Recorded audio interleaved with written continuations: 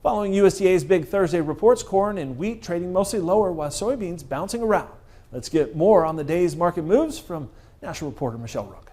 Joining us with market analysis, Alan Brugler, Brugler Marketing. Let's slice and dice the USDA reports. We did see soybean acres down 2.63 million from March. Was that a surprise to you, especially considering the lack of double crop acres?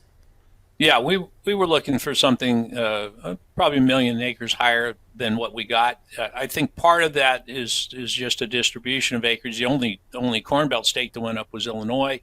But the big surprise to me was the double crop acres. We only had 4% double crop acres according to USDA. Last year we had 5%, and this year we've got higher prices than a year ago. We've also got 600 plus counties that USDA's authorized for crop insurance for double crop that we didn't have a year ago.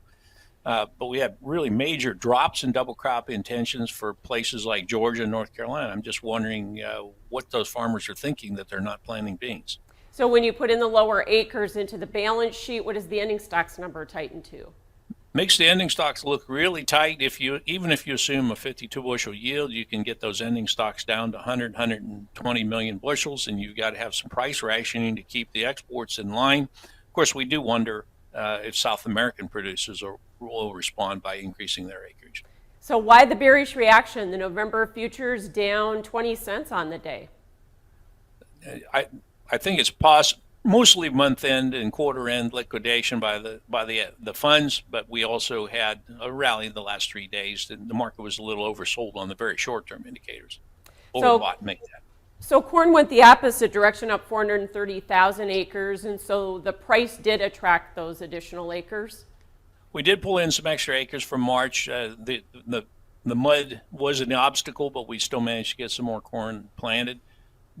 You did have probably fewer acres than what we thought we would get for combined corn and soybean. That was only a little over 178 million versus 180 million in March.